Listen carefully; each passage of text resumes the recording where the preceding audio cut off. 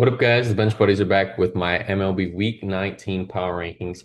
Took a week off last week because of a trip, so we're back this week, and you can see it. Biggest movers, Mariners with an undefeated week, moving up 6 spots. Mets keep on free falling down after just struggling after the All-Star break. But we're gonna recap the trades. Here's every team and every trade they got. Red Sox got some pitching. The Yankees did a lot to solidify their bullpen on Caballero. I think it's going to be a good addition then for them down the stretch. Blue Jays get Sir Anthony Dominguez from Baltimore. Shane Bieber, I think, is going to be a huge addition come September.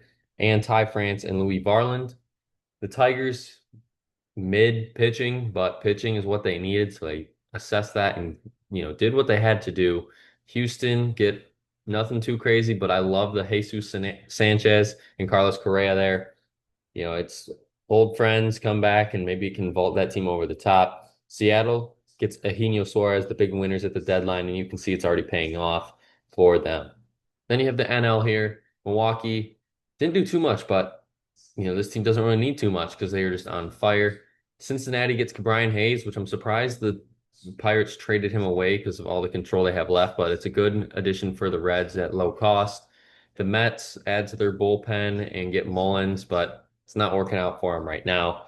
Philly gets Duran and Bader. Matt Manning was just a DFA claim or trade, I guess you could say. But Phillies have been, when they go for guys, they go for them and get normally top guys. Cubs, an okay deadline for them. Nothing that's going to really tilt in their favor. San Diego, I think, won the deadline. If you look at it, getting Mason Miller with all the control. Ryan O'Hearn and Ramon Laureano making immediate impacts as well for that team. And the stories of the week from the week before, Clase, obviously, he's done for the year more than likely, along with Reese Olson and Chris Bubik. Chicago, DFA's Ryan Presley. He's probably done. No one's going to really claim him. He's getting sent to the minors. Ryan Sandberg passes away, rest in peace. And then Marcus Stroman is released. Kumaraka got optioned to the minors, and Tanner Houck undergoes Tommy John surgery. And Lamont Wade Jr. is released by the Angels. And the stories of the week this week, Jake Bird, who they just acquired from Colorado, gets sent to AAA by the Yankees. Shea Langoniers, 3-home run game against Washington. Pretty much carried the team on his back for that game. Roman Anthony agrees to an 8-year, $130 million extension with the Red Sox.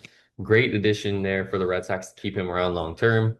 Gavin Williams, starting pitcher for the Cleveland Guardians, comes 2 out shy of a no-no in New York against the Mets, but Soto took him deep, and they still didn't even win that game. But it's a good win there for the Guardians as they're on fire. Talking about on fire, you got Toronto scoring 45 runs in 3 days against the Rockies. That's going to be hard to beat this year. I don't think anyone's going to do that probably for the rest of this year. Talk about some teams that are cold. You got the Mets going 1-11 in their last 12 on a 7-game losing streak. The Tigers have lost 5 of 7 series since the All-Star break. Both these teams here were very high in their standings going into the All-Star break and have started to slowly let other teams catch up to them. But on the other side of it, you got the Mariners and the Brewers both on winning streaks. Mariners on a 7-game winning streak, Brewers on a 9-game winning streak, just steamrolling through the competition here. And then Jerks and Profar possibly with the catch of the year, robbing a home run, going way over the wall to bring it back. And then on Sunday, Justin Verlander reaches 3,500 strikeouts, which I don't know many pitchers that are going to be able to do that anymore. Here we have the standings going into Monday night. This is as of Sunday, August 10th games.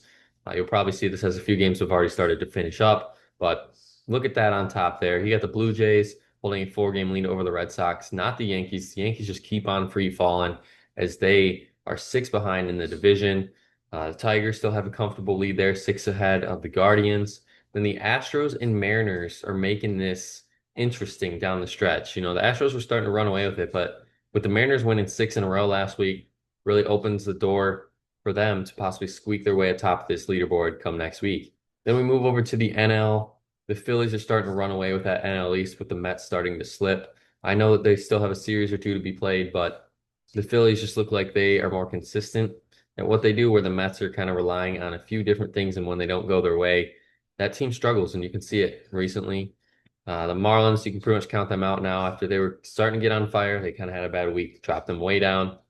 Then the NL Central, Brewers, like I said, 9-game winning streak, just keep on pulling away from the Cubs. They're 6 up, and the Cubs right now have the fourth best record in the NL. They're the number one wild card team, obviously.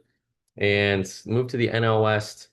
You got the Dodgers and the Padres fighting it out. Two games dividing it right now. I'm sure that there's going to be a series down the road where it could determine who's going to win the NL West. But right now, it's the Cubs, the Padres, and the Mets in that wild card spot. And the Mets are only game and a half up on the Reds for that last wild card spot. So coming down the stretch, I think the NL is going to be very interesting. 30 through 26. Now you have teams that, unfortunately, they're going to be around this spot probably for the rest of the year. Rockies 0-6, staying at 30. White Sox take 1 of 5 last week against the Guardians. They, somehow win that game. Nationals win a series in San Francisco, lose the Athletics. Braves get swept against Milwaukee, and then they respond well with a nice home series win against the Marlins. And the Orioles losing 2 series last week. But some teams that I think could play spoilers are the Nationals. I think they do have some talent to really compete. Like going into San Francisco last week, that's a series that the Giants need to win to possibly get into the playoffs and get that last wild card, but they couldn't get it done.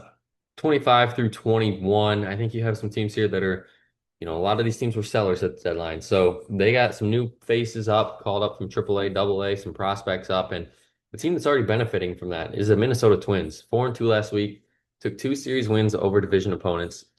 Took one in Detroit, took one at home against Kansas City. They get the Yankees on the road for a 3-game set, who knows, they could win that series because the Yankees have been struggling. And then they get Detroit back at home and, could win that one. Obviously, they won the one last week. So the Twins are a team to look out for that I think could finish around 500, maybe above 500 if they can, play with this energy of who cares at this point because they're all young enough. I'm not saying they're going to be like the Tigers last year and just go on a crazy run, but the Twins could be a team to watch out for in the AL Central. Diamondbacks moved down one, even though they go 4-2, swept the Rockies. I mean, it's not that impressive. I'd rather take the Twins week over the Diamondbacks. Rays had a promising start to the week, but then get swept on the road in Seattle. I thought maybe if they could steal that series in Seattle, this team has a chance to possibly get in the wild card picture, but I just don't see it happening here for the Rays. Angels, same thing. They're kind of falling out of it as well. They were buyers at the deadlines, low buyers at the deadlines. I don't know why they didn't just trade everybody like they always do, but here we are. Then the Pirates, just doing pirate things, coasting in. Probably going to go 1-5 this week, if not worse. In Milwaukee and Chicago, good luck to you.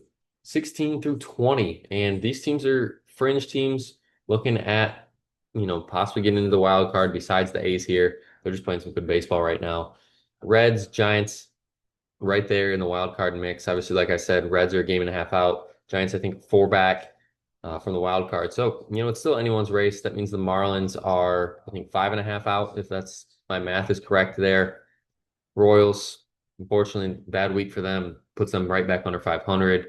But the only positive thing for this week is the A's, like I said, going into Washington, into Baltimore. I get their teams that you should beat in these series, but on the road as well really tells me that this A's team is competitive and they can go win series. And I think they can do the same here this week at home in Sacramento. They can beat Tampa, they can beat the Angels, and before you know it, this A's team could be less than 10 games under 500. 11 through 15, and talk about the struggles of New York. Last week they went a combined 2-10, and that's thanks to the Yankees getting those 2 wins. Mets 0-6, series losses to the Guardians and Brewers. No knock on the Mets though, because those two teams are on fire right now. But there is a knock on the Yankees going to Texas, lose that series, and Houston at home lose that series. They just can't capitalize with runners in scoring position. That's just where we are in the season for the Yankees. It's the dog days of summer, and they are struggling mightily right now. So they could possibly lose a wild card spot here to a few teams that are surging at the right time, including those Guardians. Cardinals are right there at 15. 4-2 last week. Win against NL teams that are above you. I think that's always a good week there. That's why you're moving up 4, especially on the road against the Dodgers, and then at home against the Cubs, in division rival, moves them up 4. Like I said, the Guardians, they're moving up 5 spots because, well, you beat the Mets on the road, sweep them. Yeah, that's a good start to your week. And then you go to Chicago and finish things up and almost go 6-0. But they just lost on Sunday to the White Sox. But the Guardians are right there. They're 6 games back from the Tigers, like I said. Easy week for them this week. I would be not surprised if they win both series or at least go 4-2 or better. And really give Detroit a run for their money here as we kind of wind down here heading into September. And then the team I haven't talked about are the Rangers. I thought there was some promise there taking the series victory over the Yankees, and then they get swept at home against the Phillies. But they can rebound this week. They have three at home against Arizona before they hit the road and go face the American League hottest team, the Toronto Blue Jays. 6 through 10, you have the Blue Jays, Mariners, Astros, Tigers, and Cubs. Four out of the five are AL teams here. And respectfully so, Blue Jays had a great start to the week going into Colorado, winning that series, and then escape on Sunday by getting one game from the Dodgers. They honestly probably should have lost and got swept to the Dodgers, but that's why they're staying here at 6. It was a tough week for them on the road. Return home against some decent teams. And, getting the Cubs in the beginning of the week is always a tough matchup. And then you have the Rangers who need to win those games. So the Blue Jays kind of have a lot on their plate this week. Mariners, it was an easy week. Let's be honest here. Teams that you should blow out and beat, and that's what they did. There's went 6-0 last week, so here they are.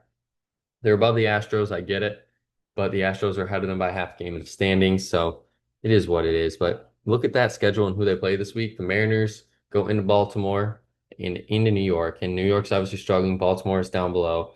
Well, look at the Astros, kind of same thing. They had an easy week in Miami, I guess in New York because the Yankees are struggling as well. They get Boston at home, which could be an interesting series because those two teams, I think, are just a great comparison to see what we got right now in the American League because they're kind of right there, mushed all together. Then they get Baltimore at home as well. Tigers struggle in pretty much all week.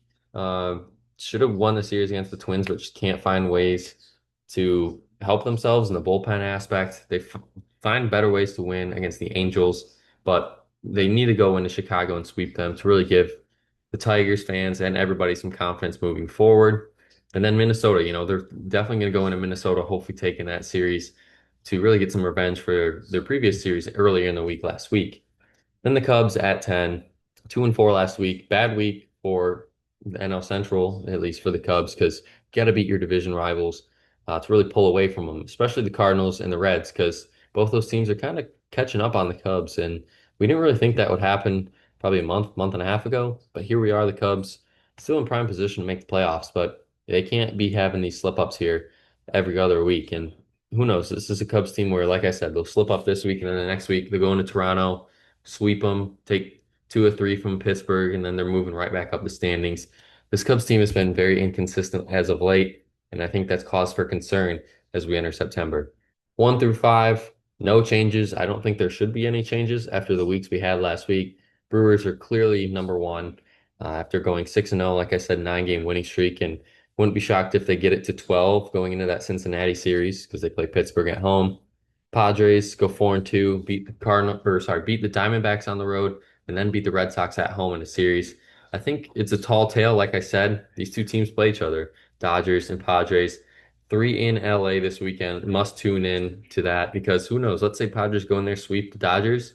You might be looking at a new NL West leader at this point next week. But obviously, we got to slow our roll and get to that weekend series first. And right in between those two teams, you got the Phillies going 5-1 last week, sweeping Texas in Texas, and then beating Baltimore at home. They're still on the road this week as they go to Cincinnati and Washington, and they continue to play some good baseball there. Dodgers, like I mentioned, lost the series early to St. Louis, but then responded well against Toronto. Should have swept that series. They just couldn't get a timely hit in the bottom of the ninth by Ohtani or Betts on Sunday. They get the Angels, and then they return home to face the Padres in a huge series at this point in the season. And then the only team I haven't talked about yet at number 5, you got the Boston Red Sox. Good series win against Kansas City at home, but unfortunately they ran into the Padres in San Diego, just couldn't get it done. And they get rewarded with another early week series against the Astros, which will be probably the best early week series we'll see this week before they return home against Miami. And I think the Red Sox could really catch up to the Blue Jays if they can kind of keep playing this baseball. They have a few series left to play as well. And they played the last week of the season too. So the Red Sox can stay within 3 games coming in the last week of the season. Who knows what can happen in the AL East? That's going to be it for my Week 19 power rankings. Come back next week to see where your favorite team ranks as we get closer to the playoffs. But until the next time, the Bench Buddies are out.